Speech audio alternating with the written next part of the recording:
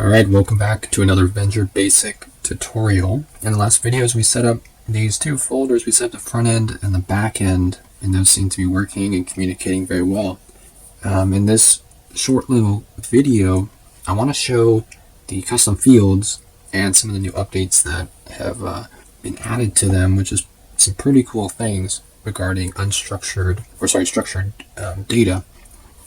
We're going to jump into the back end here. There's really two places where we're going to modify custom fields. It can either be inside of your plugin, inside of your configuration setup here. We can actually config.customfields.whatever thing, and then we would push the stuff that we want to extend. And let's modify the main config file in this. I think in this example here. So we can also add the custom field on to the, look at that, GitHub Copilot. So we can add the custom field onto the entity through this field here.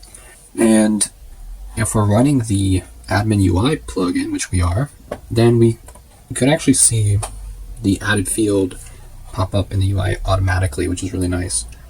One of the things that you'll need for the custom fields to update the database schema is you're going to need to run a database migration in some cases, and in some cases you can turn synchronization to true and it will just update it for you. It makes it easier for development, but it's not recommended to have that true on production, because if you add or remove columns, or if you transition one column from one table to another table, that data is going to it's not going to know how to migrate that data, so you have to do a manual migration, at least in my cases. Let's go into here. And so in the custom fields, a common scenario that comes up is your customer or your user, in some cases, to have a avatar. So I think we'll just add an avatar onto the customer entity, and we can do that just by defining the array, not an object, an array of, let's see, we have too many autocompletes happening here. Okay, that's the right autocomplete. So the name of our custom field is going to be avatar. I'm not good at spelling these. The type is going to be a relation, and we're going to relate it to the asset, and asset should not be a string. Import this. I'm just going to deal with this formatting. Nullable is true. It could be a nullable field. The other types of field that we could add on to this if we wanted to, I just want to maybe do one at a time possibly, but let's see. So starting with Vendure, I think version 3, or I don't know if this was added onto the version 2 series, but there is the ability to add a structured data onto this, and we can kind of see how that will work out as well. So we can even just follow what this Copilot is suggesting. So it's suggesting customer reviews. Maybe I would expect reviews to be attached to the entity that it's being reviewed, but maybe the customer has reviews in this case, and you can review customers kind of like you can review Uber drivers. And in this case, we're going to use a struct. Let's define our fields. And here is where total average ratings. Sure, we'll just stick with the default stuff here. I don't think this is correct. I don't think we can add a default value on a field basis. Just fix that there. Okay, what's wrong here? Is it this? Can we not add default value? Okay, I cannot deal with the formatting. Let's try to create a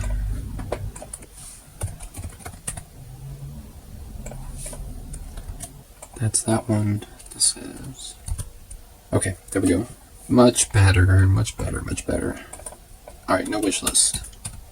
So the nice thing about custom fields is we added this onto the customer entity, and it should appear right on our API as well. So let's open up the, let's see, probably I guess both will have it, customer entity. customer, custom fields. Okay, so it has not been loaded up yet. We need to restart our backend. There is one thing, so we could also manipulate other fields in this if we want to make it so we can make it so the field is not public, and this means that it will be not exposed on the public API endpoint. But we're not going to do that. Let's reload our server here. Alright, so what did we see? So we saw these yellow warnings pop up that says your database schema does not match your current configuration. Generate a new migration with the following changes. So the custom field modified our database schema, and our synchronization true means that those modifications should have been synchronized automatically, so we don't actually have to run any migration.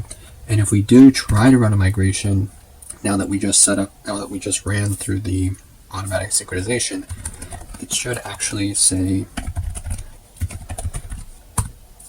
let's generate a new migration, and you're going to say add custom fields.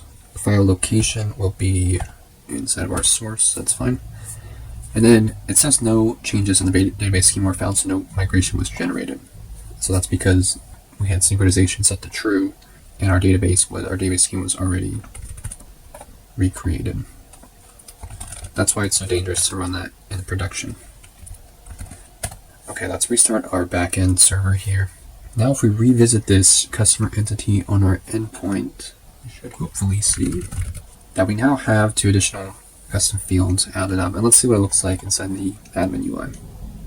So now what we see is that these fields were automatically added to this table here, and then when we create a new customer, we can actually select these fields, and we can actually upload, set an asset to one of these fields. And then we have full control of modifying the custom fields and the reviews as well. I think the last thing I want to show is inside of our database file here, we can also see that the columns were in fact added to the customer entity, and all the custom fields that you add are going to be defined under this.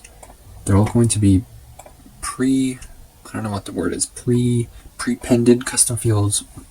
Word is going to be prepended to the custom field that you created. So every field will be custom fields, and then avatar, then custom fields, and then reviews, and that's just how those are created. So now we see those fields in the database as well. Maybe the last thing we can do is transition into a Postgres database while we're here. Okay, so the first thing we'll need to do is create a database. I prefer to use Postbird. You can also just use like the command line or whatever you want to create a database, but I use Postbird to manage all my local databases. So here we're going to create a database. I'm going to call it just dummy database for now. And now we need to just connect to dummy database from our application. And the way we're going to do that is just modify this type here. So let's kill this server. I can modify the type to Postgres. Synchronization can stay true. Migrations can stay. Logging can stay false. Database is going to change to dummy. And then we need to define the port of our database, which is going to be our default Postgres port 5432. I believe I'm running Postgres version 18, Postgres 18 or 16. None of those will change anything that we're doing at this point. And then we need username, which we're just going to stick with the default username, and then the password is going to be the default Postgres password. Let's see, am I forgetting anything? Well, let's give it a shot. Okay, cannot connect. Do we define our schema? I don't think we did. Whoops, we'll do a public schema there. I don't think that's the issue though. I think we did this wrong here. No post, localhost, perfect. Come on, baby. What are we missing now? Postgres package has not been installed. I'm going to install Postgres. Now work for me, baby. Alright, we got some issues.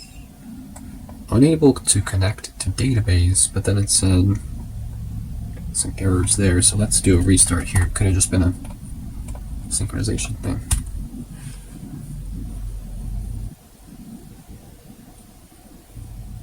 Okay, that's a clean run right there. So now if we go to our Postgres database, let's refresh it. Now we are officially switched over to our Postgres database. And inside here, we have our custom fields, and everything's looking really good. All right, I think that's it for this one. I'll see you in the next one. Thanks for watching.